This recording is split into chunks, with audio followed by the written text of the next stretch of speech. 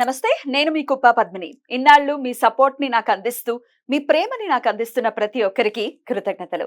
ఇప్పుడు చూడబోతున్న ఈ వీడియో కూడా ఖచ్చితంగా మీకు ఉపయోగపడుతుంది. లైక్, షేర్ అండ్ సబ్స్క్రైబ్ చేసి మీ ఇష్టాన్ని అలాగే మీ సపోర్ట్‌ని నాకు అందించండి. అలాగే ఈ వీడియో పట్ల మీ అభిప్రాయాన్ని కామెంట్ సెక్షన్‌లో కామెంట్ చేసి నాకు తెలియజేయండి. నమస్తే. నమస్తే. Welcome to our channel. నేను పద్మిని. ప్రస్తుతంతో పాటు ప్రముఖ ఆధ్యాత్మికవేత్త, ప్రముఖ astrologer and numerologist, gemmologist, vastu consultant Tanishq గారు మనతో పాటు ఉన్నారు. మాట్లాడదాం. తనిష్క గారు నమస్తే అండి. నమస్తే అమ్మా. మేడం, ముందుగా మీకు వరలక్ష్మి వ్రతం శుభాకాంక్షలు. నమస్తే మా శుభాకాంక్షలు. శ్రావణ శుక్రవారం అవును కదా, శ్రావణ శుక్రవారం ఈసారి చాలా చాలా విశేషంగా ఈ మంత్ అంతా వస్తుంది. శ్రావణ మాసం ఏంటంటే ఫస్ట్ శుక్రవారం ఏమో నాగపంచమి వచ్చింది, పంచమి తిథి వచ్చింది. సెకండ్ శుక్రవారం పుత్రదా ఏకాదశి, ఆ రోజు ఏకాదశితో కూడినటువంటి సెకండ్ శుక్రవారం. ఆ రోజే చాలా మంది కూడా వరలక్ష్మి వ్రతాన్ని చేసుకుంటూ ఉంటారు. ఆహా, అద్భుతమైనటువంటి కాంబినేషన్ లో వస్తోంది కాబట్టి చెప్పండి మేడం, ఈ రోజున ఎట్లా తమిళనాడులో ఎలా చేసుకుంటారు? శ్రావణ మాసాన్ని చేసుకుంటారా? ఇలాగే వరలక్ష్మి వ్రతాలు చేస్తారా? మన ఆడవాళ్ళందరికీ తెలుసు ఏం చేసుకోవాలి, ఎలా చేసుకోవాలి అనేది డెఫినెట్ గా బాగా తెలుసు. అసలు ఏకాదశితో కూడినటువంటి ఈ వరలక్ష్మి వ్రతాన్ని, ఈ శుక్రవారాన్ని ఎట్లా వినియోగించుకోవచ్చు ఒకసారి? ఓకే అమ్మా. ఆ రోజు ఏకాదశి అనేటప్పుడు అది విష్ణుమూర్తికి చాలా మంచి రోజు. అట్లనే లక్ష్మీదేవి, అసలు వరలక్ష్మి రోజు అసలు మనం చెప్పాలంటే అమ్మవారు బ్లెస్సింగ్స్ ఉంటేనే చాలా ఇంట్లో ప్రశాంతము, అసలు ఆర్థిక ఇబ్బందులు అనేది అసలు ఎప్పుడే ఉండదు కదా. సో కానీ ఆ ఒక్క రోజు రెండు విషయాలు అంటే పుత్రద ఏకాదశి అనేటప్పుడు చాలా మందికి ఏంటంటే పిల్లలు పుట్టి ఉన్న పిల్లల వల్ల బాధపడే వాళ్ళు కూడా ఉంటారు. సో వాళ్ళు కూడా అసలు ఆ పూజలు చేయడం వల్ల పుత్రద ఏకాదశి అనేటప్పుడు విష్ణుమూర్తికి వ్రతం ఉండి ఆ రోజు అసలు స్వామి వారికి తులసి దండ వేసి తర్వాత తులసి ఆకులతో అసలు అర్చన చేసి ఆయన మంత్రం విష్ణు గాయత్రి మంత్రం చదువుకుని ఆయనకు కొన్ని ప్రసాదం నైవేద్యం పెట్టి ఆ రోజంతా అసలు సంకల్పం చేసుకుంటే తప్పకుండా వాళ్ళకి పుత్ర దోషంలోంచి బయటపడతారు. ఇప్పుడు పుత్ర దోషం అనేటప్పుడు చాలా మందికి ఏంటంటే పిల్లలు కొంతమంది డిలేగా పుట్టడం అది ఒక దోషము. పిల్లలు పుట్టిన తర్వాత వాళ్ళు ఆర్థిక ఇబ్బందిలో కూడా ఉంటారు. చూడండి, కొంతమందిలో పిల్లలు పుట్టినప్పట్లోంచే మాకు కలిసి రాలేదు అని చెప్పే వాళ్ళు ఉంటారు. కొంతమంది ఏంటంటే పిల్లల వల్ల చాలా మానసికంగా బాధపడుతున్నామండి మేము, వాళ్ళకి ఆరోగ్యం బాగాలేదు, వాళ్ళు మా మాట వినట్లేదు అట్లా అని చెప్పే వాళ్ళు కూడా. సో ఆ పుత్ర దోషమే అనమాట అవి. సో వాళ్ళు విష్ణుమూర్తిని ఇలా పూజించేవాడు అంటే పూజలు చేసి తన ఆ రోజు ఉపవాసం ఉండి మంచిగా చేసుకుంటే ఇంకా మంచిది. అదే ఒక్కటి. రెండవది మన వరలక్ష్మి వ్రతం. యాక్చువల్గా వరలక్ష్మి వ్రతం అంటేనే చాలా సంతోషం. అందరూ జనరల్ గా లేడీస్ చూడండి ఆ రోజు తప్పకుండా వాళ్ళు ఉపవాసం ఉండి అసలు ఎంత బాగా చేస్తారంటే అసలు నిజంగా చెప్పాలంటే ఎక్కువ నేను అంటే ఉపవాసం ఉండిందే లేదు. అవునా? కానీ ఒక రోజు ఏమైందంటే నా జాతకం రాశారని చెప్పాను చూడండి, మా గురుగారు వాళ్ళంతా వచ్చినప్పుడు ఏమైందంటే తన చేయితో మన ఇంట్లో వచ్చి వరలక్ష్మి వ్రతం అప్పుడు ఆ పూజల కలసం అంతా పెట్టి చేయించారు. నేను మా సిస్టరు వీళ్ళందరూ అసలు ఆయన పంతులు, ఆయన నా గురుగారు యాక్చువల్గా మా జాతకం రాసిన ఆయన. సో ఆయన వీళ్ళందరూ వచ్చి చేయించినప్పుడు ఆ రోజు అసలు చూడండి ఒక గ్లాస్ వాటర్ కూడా నేను తాగనివ్వట్లేదు నన్ను ఆ రోజు. అమ్మ అసలు ఆకలి కూడా లేదు నాకు. ఆ కలసం పెడితే అసలు అమ్మవారు ఎంత మంచిగా మాకు అసలు దర్శనం ఇచ్చిందంటే నిజంగా చెప్పాలంటే అసలు డైరెక్ట్ లక్ష్మీదేవి కూర్చుంటే ఎలా ఉంది అలానే ఉంది ఆ రోజు. అసలు ఒక చిన్నగా కూడా ఆకలి అనేది కూడా లేదు నాకు. అసలు జనరల్ గా నేను ఎప్పుడు ఉపవాసం అయితే ఎక్కువ ఉండను, ఎందుకంటే కొన్ని ఉండలేరా ఉండకూడదనా, ఎట్లా ఇష్టం ఉండదా లేకపోతే ఉండలేరా అట్లని కాదు. చిన్నప్పట్లోంచి ఏమైందంటే అసలు అలవాటు అసలు అట్లా పెట్టుకోలే. కానీ చాలా మంది నా క్లయింట్స్ కూడా అడుగుతారు ఉపవాసం ఉండాలా మేడం. అసలు నేను చెప్తాను ఉపవాసం అనేది వద్దు, భక్తి ఉంటే చాలు అంతే చెప్తాను. అయితే భక్తిగా కోరుకుంటాను, ఒక్క సెకండ్ కోరుకున్నా ఆ భక్తితో దేవుని మనం ఏం అడిగినా మనకు మంచి చేస్తారు. అది నిజమైన భక్తితో కోరుకోవాలి అంతే. అందుకని మన ఫుడ్ తినకుండా ఉంటేదా దేవుడు వస్తాడని కాదు. సో అది చాలా మందికి అది ఒక ఇది ఉంటుంది. కొంతమంది హెల్త్ ఇష్యూ ఉన్న వాళ్ళు ఏం చేస్తారు, ఫుడ్ తీసుకుని అసలు ఫుడ్ తింటారు తప్పకుండా, బ్రేక్ఫాస్ట్ చేసి కూడా పూజలు చేస్తారు. కానీ ఉండే వాళ్ళు ఉండొచ్చు, ఉపవాసం ఉంటాను నేను అలాదా అలవాటు అయిపోయింది అనే వాళ్ళు ఉండొచ్చు. ఒకసారి ఏమైందంటే ఎప్పుడు కలసం పెట్టేటప్పుడు నేను కొంచెం నాకు వర్క్ ఉంది, నేను బిజీగా ఉన్నా, అత్తమ్మ పెట్టేవారు. అత్తమ్మ ఏమైందంటే ఆమెకు ఆ రోజు ఆరోగ్యం బాగాలేదు, ఆమె అసలు ఆ రోజు పెట్టలేదు, నేను చేయలేదు. కానీ నాకు ఆ 1 month హెల్త్ అస్సలు బాగాలేదు చూడండి. అసలు అప్పుడు అనిపించింది అమ్మ నేను అసలు ఆ అత్తమ్మకు కొంచెం ఏజ్ ఎక్కువ అయిపోయింది, సర్లే ఆమె పెట్టలేదు అనే దాంట్లో ఆమెది తప్పులేదు. కానీ వాళ్ళ వంశం మేము పెట్టాలి కదా. పెట్టాలి. తర్వాత ఏమైందంటే నేను కొంచెం బిజీ ఉండి బయట ఉన్నాను కాబట్టి ఆ రోజు పెట్టలేదు. నేను తప్పకుండా మళ్ళీ పెడతా అని చెప్పి ఒక రోజు పెట్టిన తర్వాత నాకు ఆరోగ్యం బాగా అయింది. సెట్ చూడండి, అయింది. అబ్బా ఎంత పవర్ఫుల్ అమ్మవారు అసలు. చూడండి, నేను అప్పుడు అనుకున్నాను అసలు ఎట్లా కలసం పెట్టాలని. ఆ రోజు పెట్టినప్పుడు ఆ రోజు కూడా అట్లానే ఆకలి లేదు, ఏం లేదు. పెట్టిన దీపం అసలు చూస్తే ఆ పూజలు ఆ కలసం పెట్టి చేసినప్పుడు చాలా అంటే చాలా ప్రశాంతంగా ఉండింది ఆ రోజు. అసలు నేను అప్పుడు అనుకున్నా మనది తప్పైంది, మనం తెలియకుండా అసలు వదిలేసాము. కానీ కంపల్సరీ పెట్టేవాళ్ళు కలసం ఎప్పుడు ఏడాదికి ఒక్కసారి పెట్టేవాళ్ళు పెట్టే కావాలి.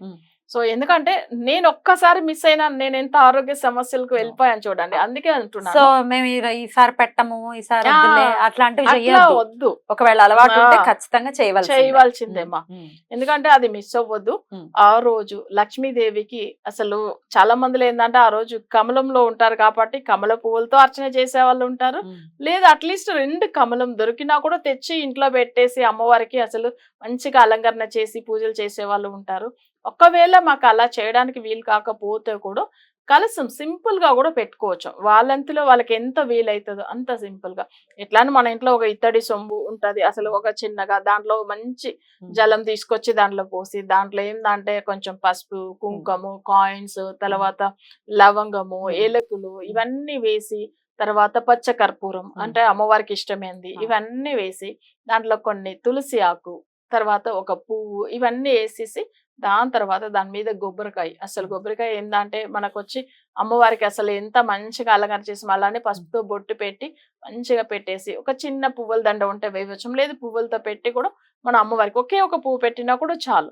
సో ఆ రోజు మంచిగా కలసం పెట్టి అది కూడా చాలా మంది ఏంటంటే చుట్టూ ఒక 5 ఆకులు అసలు మామిడి ఆకు పెట్టి పెట్టవచ్చు కలసం. లేదు కొంతమంది దొరకదు అనేటప్పుడు తమలపాకు పెట్టి కూడా చేసుకునే వాళ్ళు కూడా ఉంటారు.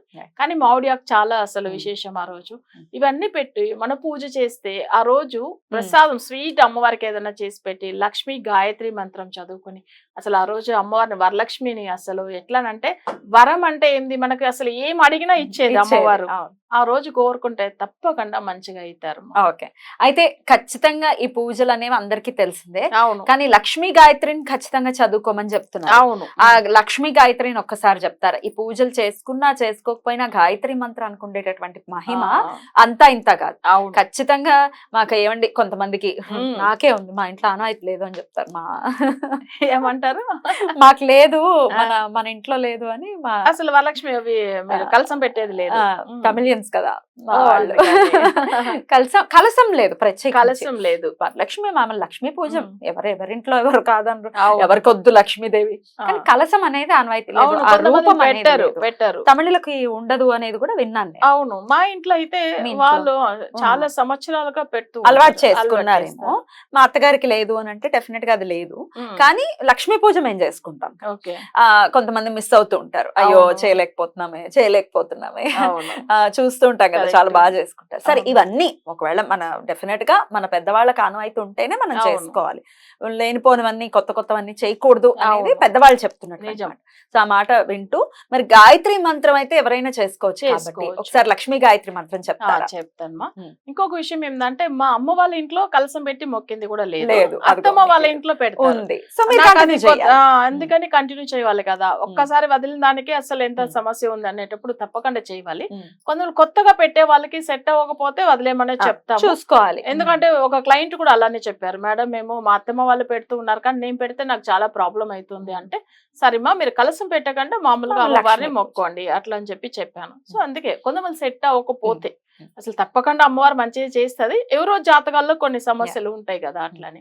సో అమ్మవారి మంత్రం తప్పకుండా గాయత్రి మంత్రం అంటే ఉన్న దాంట్లోనే గాయత్రి మనం ఎక్కడ ఉన్నా చదువుకోవచ్చము, అసలు ఏ టైం కావాలంటే చదువుకోవచ్చు. ఇది చాలా మందికి తెలియదు. ఈ గాయత్రి మంత్రానికి ఉన్న ఫలితము తొందరగా వస్తుంది అన్నమాట. అందుకని సో లక్ష్మీ గాయత్రి మనం ఇప్పుడు చెప్తాము. ఓం మహాదేవి యచ్చ విద్మహే విష్ణు పత్ని యచ్చ ధీమహి తన్నో లక్ష్మి ప్రచోదయాత్. అంతే. ఓకేనా సేమ్ అంతే, జస్ట్ ఎక్కువ ఏం ఉండదు. ఉమ్. గాయత్రి మంత్రం 2 లైనే ఉంటుంది, పెద్దగా ఉండదు. ఎంతసేపు ఎన్ని సార్లు చదవాలి మేడం? ఇది వచ్చి మనం 108 సార్లు చదువుకోవచ్చము. లేదు వాళ్ళు కౌంట్ చేసే దాని వల్ల వాళ్ళ అమ్మవారి మీద భక్తి లేకుండా పోతుందని నేనేం చేస్తానంటే ఒక హాఫ్ అన్ అవర్ చదువుకోండి అని బెస్ట్. చెప్పేస్తాను. కౌంట్ వద్దు, ఈ లెక్కలు వద్దు, ఏం ఏం వద్దు.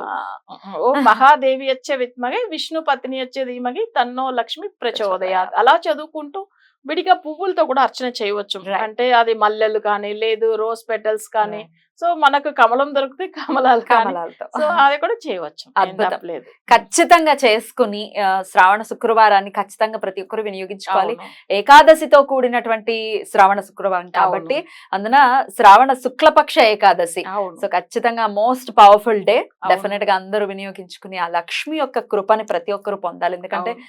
లక్ష్మీదేవి కోసమే తెగ వెంపర్లాడుతూ ఉన్నాం, ఆవిడ వెనకాలే పడుతూ ఉన్నాము. అవును. విష్ణువుకి ప్రీతికరమైనటువంటి ఏకాదశితో వస్తోంది ఆ కాబట్టి రోజు. ఆయనను కొలిస్తే ఈవిడికి చాలా ఇష్టం కదా. అంతే కదా.